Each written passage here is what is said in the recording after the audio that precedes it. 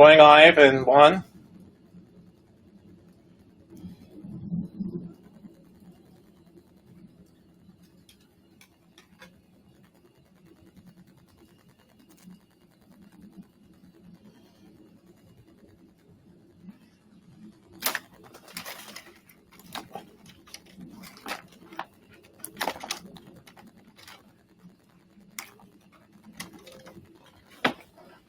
Going live in 30 seconds.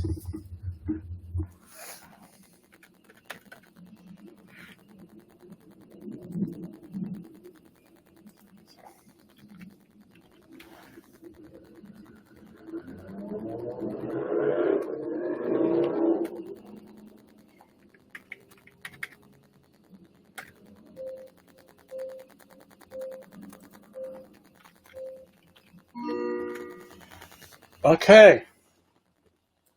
Let's see.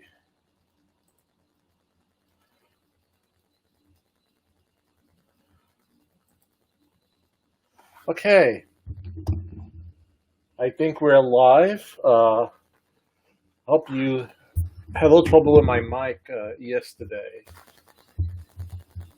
And Mike, I hope you're doing okay. Just give me 1 second here.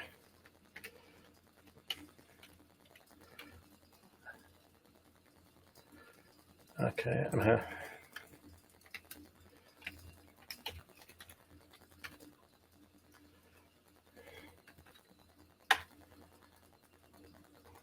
having trouble with my other desktop computer.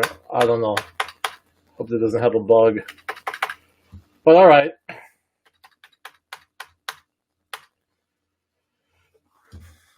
Okay. It's a beautiful day out. It's a nice full day, sunny, air is crisp, and we're ready for another session of Real Estate with Mr. G. So it's time for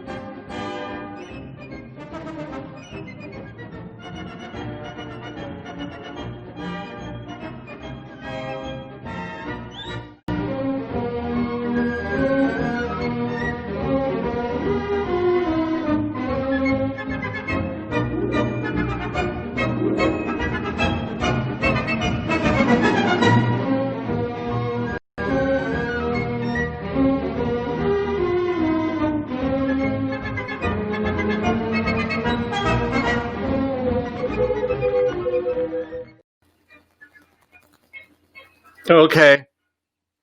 Well, looks like we're alive and running. I sent out an email, well, not an email, but I did a live stream during the week.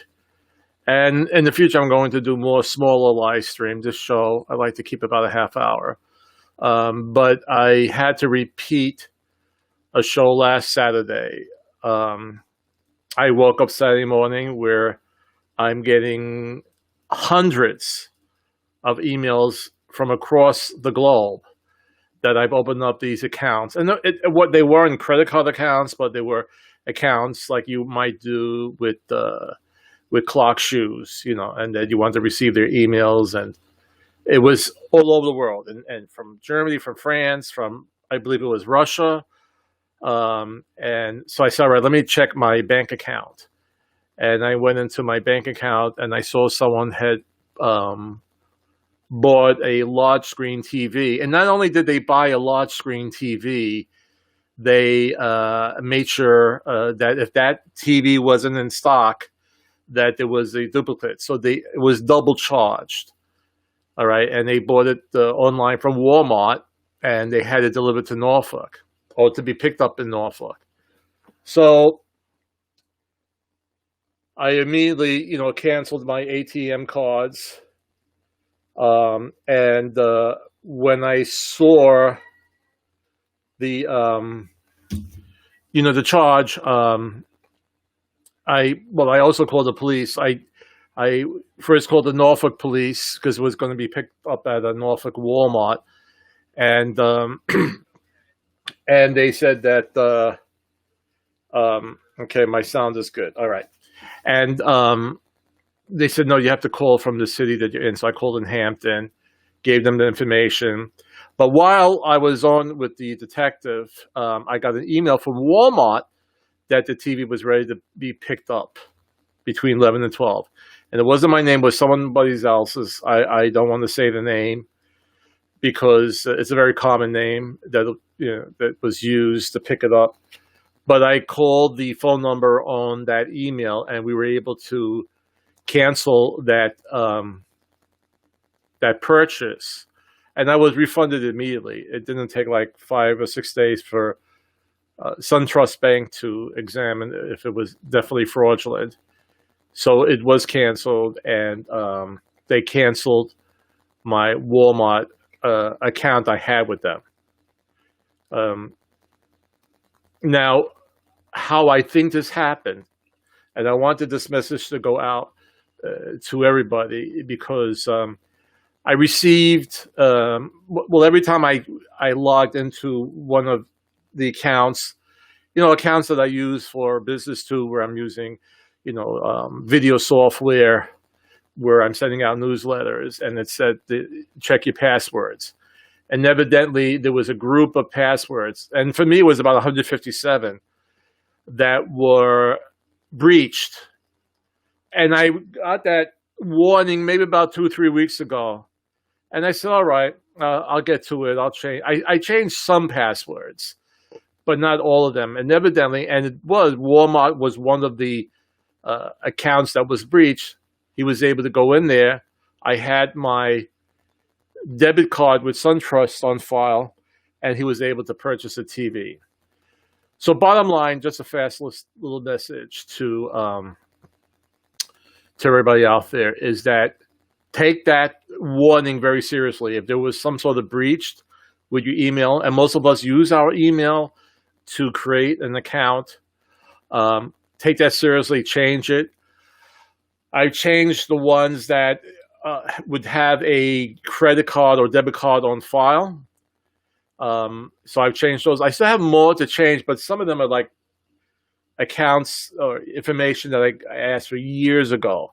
And eventually I'll change everything. Some of them even aren't in existence anymore. But definitely change the ones first that may have some information on your credit card or debit card or your financial information. Change that first. Very important that you do that, okay? And also get hooked up with a good ID protection program, one of them, these credit monitoring programs that you could also add different things on it, like email accounts and social media. It's a very good idea to do that as well. This way you have protection on both sides. We are in this mode right now, and I don't even think it's a mode. I think this is the way we are shopping now, and this was actually developing even before COVID-19. We order a lot online, right? I mean, who would think years ago that we would order, burgers to be picked up by McDonald's by a guy who delivers it to us? I remember the very first time I brought my father through a drive-through at McDonald's. He never did it before. He was amazed that you could drive up to a window, order food, okay? And actually, when that happened, when we started getting drive-thrus, I said, well, how lazy can you be that you don't even get out of your car? You won't even walk into the restaurant, okay? Now we don't even go to the drive-up. We have it picked up by somebody else, and we don't leave the house. So we're constantly online using our debit or credit card information to do these activities, buying products or services. So this is going to become more and more of a problem from hackers because it's just the volume of people using their credit and debit cards online is outrageous. I don't mean outrageous in a bad way, but it's just the volume is unbelievable. So just my tip for the day, outside of real estate, well, it does affect real estate, because if you mess up your credit, if someone takes out a loan or a credit card in your name, it could maybe hurt your credit if they buy a lot of things, and then all of a sudden you get these bills. So be aware of that. If you're asked to change your passwords, and hook up with a good ID protection program. Okay? All right. Well, anyway, let's start our today's show. Why pricing your home right matters this fall. And that's the discussion we will have today. And let me just say hello to my producer, and how are things going. And by the way, did you watch the debates? Chris. No, I didn't see the debates. Back in my old country, debates did not matter. The opponent or leader would either get very sick or accidentally fall out of a high-rise building. But thanks for asking anyway. Okay, well, all right. Thank you, Leonard, and I hope everything's well, and I hope you're feeling well. And let's see what we're going to discuss today on Real Estate with Mr. G.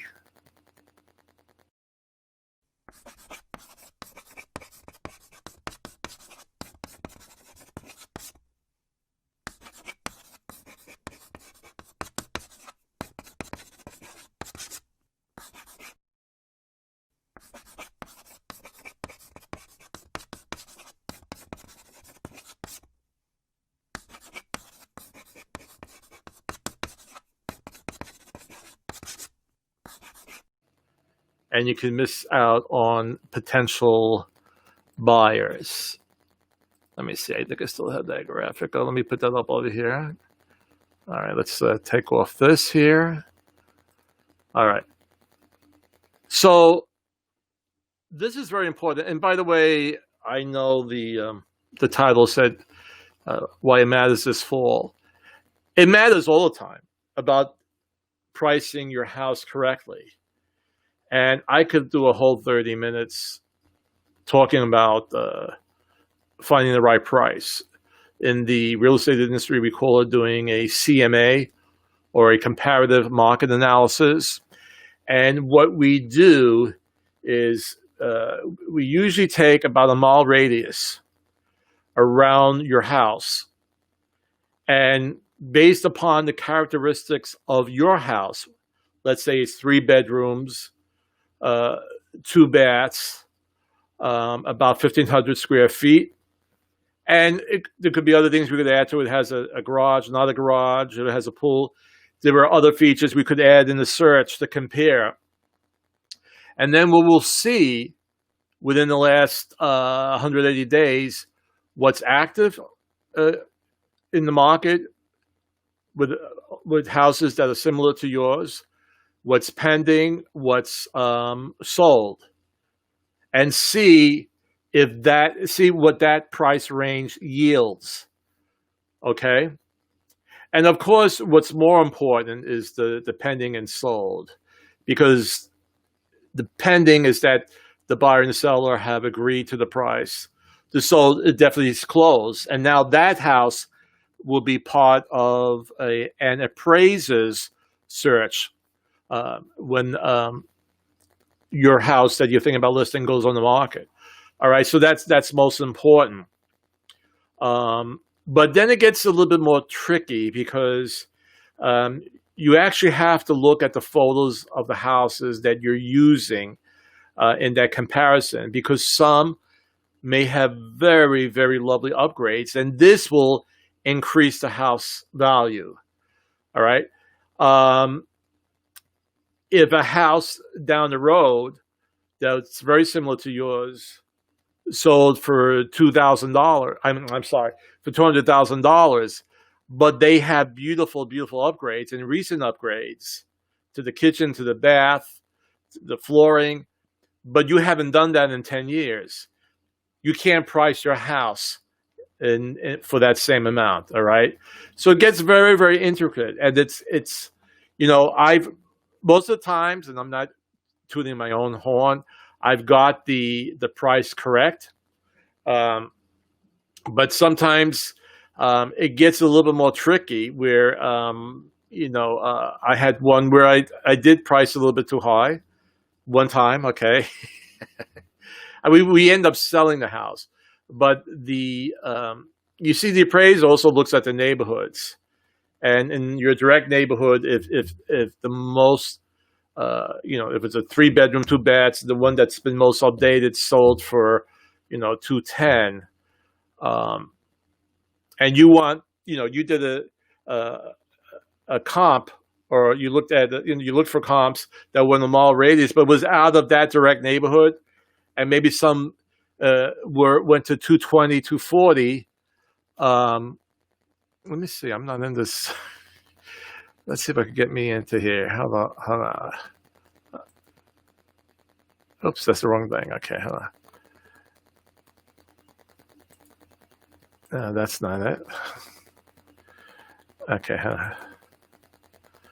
I'm seeing my other thing up here. All right. I don't know. Not so sure if you're seeing me. Why isn't this not switching? Let me get this off of here. Hold on for a second.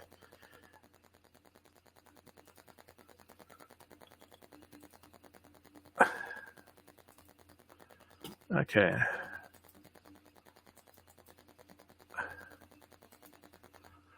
Okay. I still got this up here. Now let me see something here. Let me go back to here.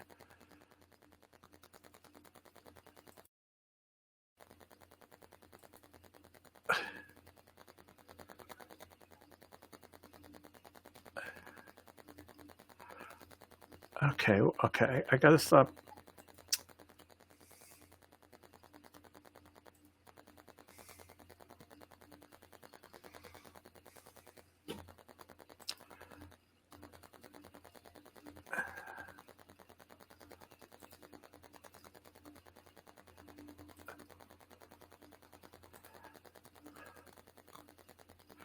Okay, okay.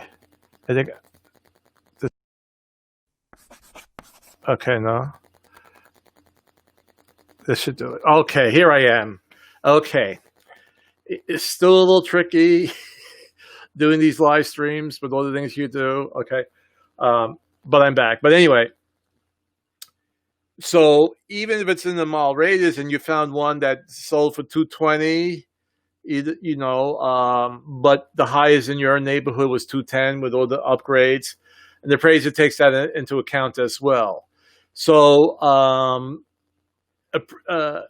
pricing the house correctly, it's not an easy thing. I know a lot of agents that shoot out CMAs, and that's just to get your attention. But when it comes time to listing, you really have to look at it closely.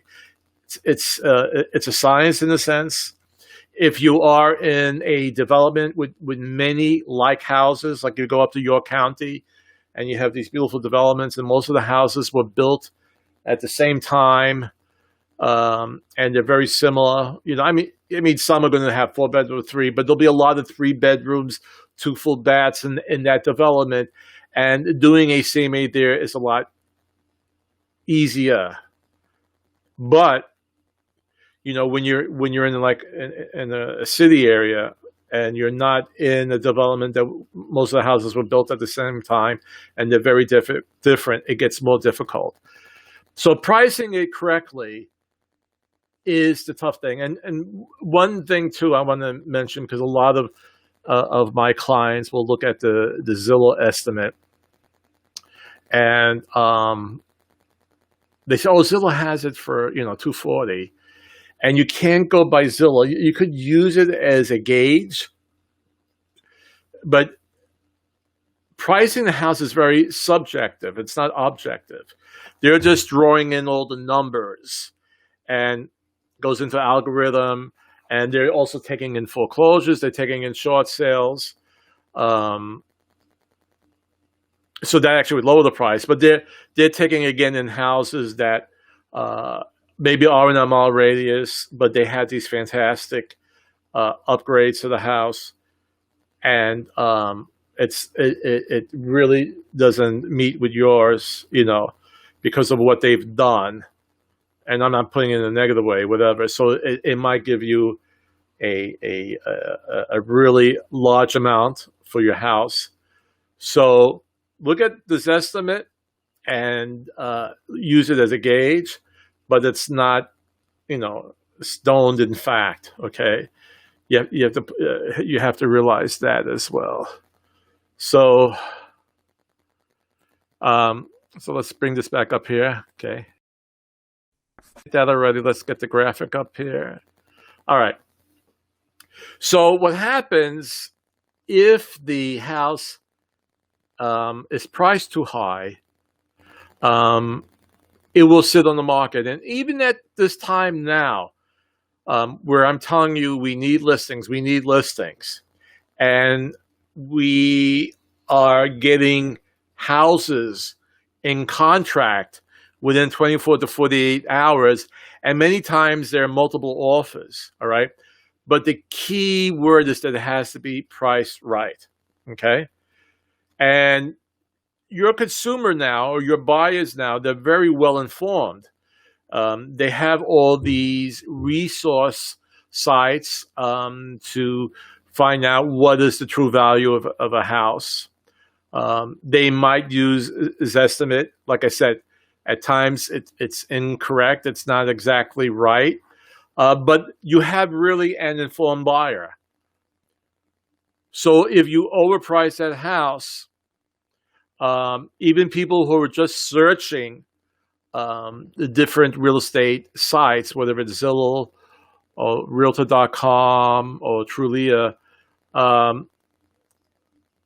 they will know that that price is a little bit too high. They're very well informed right now when it comes to prices. There are other things that buyers, unless you've been in the real estate industry for a long time and you've dealt with all the things that could happen during the process, and when you become an experienced real estate agent, you know how to go with the blows and go back and forth. But when it comes to price, a lot of people have an idea what the price should be and if it's a little bit too high or not. All right. So if it's too high, then it sits on the market. Then all of a sudden you drop it. And what happens to the buyer who's out there, who's looking, they say, well, now they dropped the price. What's wrong with this house? Did they really overprice it? Is it really not worth this value? And especially if you have, another drop maybe 2 weeks later, then it becomes like a stigmatized house, and what's wrong with that? So now you're losing a lot of potential buyers who might say, okay, I'm going to step away from this house because they priced it much too high. Doesn't mean it won't be sold, but now you're cutting down that pool of people, the pool of people who would actually look at it. And then the biggest situation here, when it comes to pricing it too high, they can miss out on potential buyers when priced too high. So in other words, if your house really should be $200,000, okay, and you might actually do it at $199 or whatever, but let's say $200,000, the people who are in, well, I shouldn't say in that market, but who have been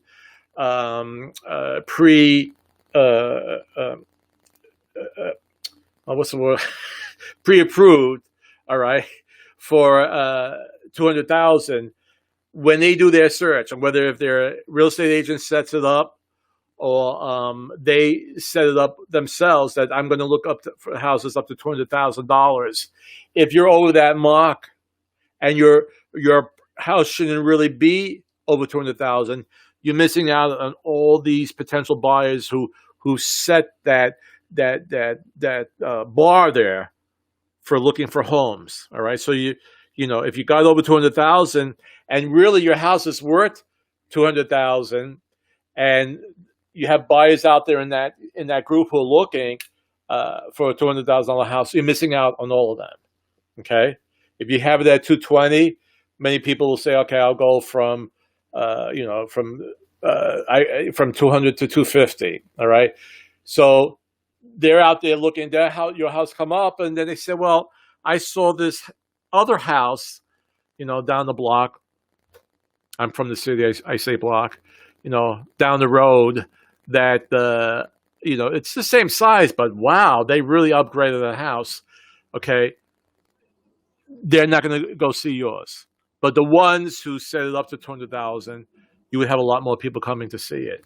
All right. So pricing it is very important, and not to go overboard. Even with today's market, where we need listings, we don't have that many listings, but people will pass it up. They're not going to spend extra money. And the thing is, if your house is worth 200,000, and even if you go and you get into contract for 220, that house still has to appraise for $200,000. And it's very unlikely that the buyer, even though it's a seller's market, is going to come up with an extra $20,000 to supplement that mortgage. All right. So do it the right way from the beginning.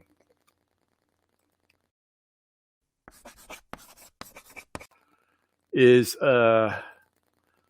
bring up some text, and let's get this going over here,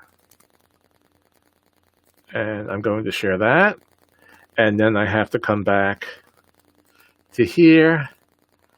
Now, okay, we could use it as a split screen, but it might be, let's do it this way, where I'm the little person here. Okay. So why pricing your home matters this fall? Okay. And again, this matters all the time. They are just bringing up that because it is a seller's market and we need listings, it's still important to price it correctly. So let's stream down from here. So basically what we talked about, when it's over, we talked about all the different items or what could go wrong if it's over. I think my graphic here got cut off to the right, but if it's under, you have lost value to it. That's if you bring it down too low. Most people want to price the house higher, but bringing it too low, you have lost value, decreased buying power, and deters potential buyers because they think something is wrong. But that also happens when you have it priced too high, and then all of a sudden you begin to decrease and decrease and decrease it. And buyers are going to say, what's wrong with this house? Why is it going so low? As a seller today, you may think pricing your home on the high end will result in a higher final sale price, but the opposite is actually true. To sell your home quickly and for the best possible price, you should eliminate buyer concerns by pricing your home competitively right from the start. Let's connect to that. Well, that's for me. And that's why you need a professional with 25 years plus experience in the real estate market in 2 states. All right. Then they bring in home equity, gives seller options to today's market because of the higher, with home prices going up, you will actually have more equity in your home. So if you're thinking of moving into a larger home, okay, and when you actually sell your house, you will actually have yourself more buying power because of that increased home equity. Let's look at this third point here. U.S. homeowners with mortgages, roughly 60% of all properties, have seen their equity increase by a total of $620 billion since the second quarter of 2019, an increase of 6.6% year over year. And they attribute it to rising home prices, because home prices have gone up. And actually, if we look at the map of the United States, you would see that the average home price In Virginia, it has gone up about 14,000. That's pretty good. So if you were thinking about selling your house to move to a larger one, right now would be a good time to put your house on the market. And here, this, by the way, if you go to my blog site, this article is on there. And just to, for a minute right now, to advertise my blog. My blog is updated at least 5 times a week. It's updated Monday, Tuesday, Wednesday, Thursday, Friday, with very helpful information on the real estate market. There will be videos. There'll be some personal things. I like to also cover, what's happening in the Hampton Roads area, mostly on the peninsula, because that's where I am. New shows, new restaurants. We, of course, because of COVID-19, that section of my blog has been a little quiet because many shows have been canceled, and so I really can't talk about that right now.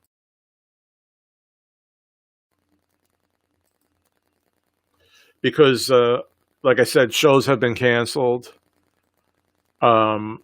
There's no really new performances. We're hoping, and which I talked about 2 weeks ago, and actually was repeated last Saturday,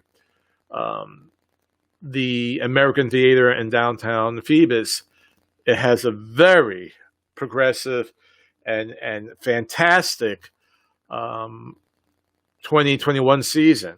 And I'm just praying that it could still be in effect, that they will still be able to do it.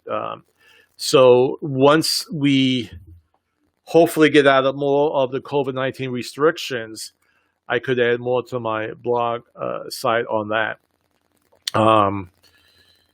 So if you go to my blog, you will see these articles that I talk about during my live stream, and you could go into more in-depth, read it in detail. Many times there will be references to the sites they got the information from. So you could follow it there. So please go to my blog. It'd be really nice if you sign up for it. I would really appreciate that. Subscribe to it. One thing I want to do before we end today, and it goes in, it basically compensates or balances off what we talked about, where sellers have equity in their homes because of home rising prices. On the buyer side, there's a video that came out today, this week. It's on my blog as well, where it talks about how purchasing a home multiplies the buyer's self-worth like about 40 times. So I like to show that now. It's only about a minute, 40 seconds.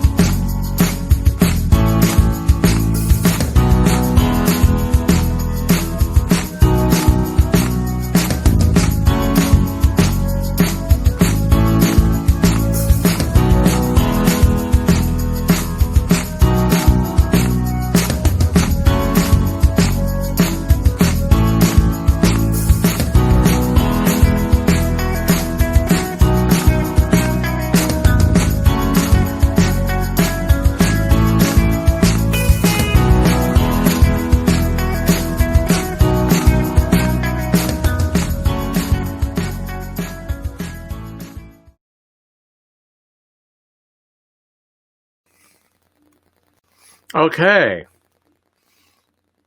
That was my nice little video for today. So just to recap, we need listings. Please contact me if you're thinking about selling your home. Okay. And I will do my best to price that perfectly for you. Okay. And for people who want to purchase, it's a great time to purchase because of the very low interest rates. Take advantage of that. Build up your self-worth, as in the film we just saw. So contact me as well for that. And we're about to end up the show. Let's see. Hold on for a second. Okay. So I'm hearing from my my producer, Linda Potapkin, that we might have somebody famous in the audience. Chris. Great news. We have a famous celebrity in the audience. He was the lead character of a children's puppet show on Italian television in the early 1960s. The character, created in 1958 by artist Maria Perego, debuted on Italian television in 1959 and has been customarily voiced by actor Giuseppe Peppino Mazzulla and later David Garguilo. Ladies and gentlemen, Mr. Topo Gigio.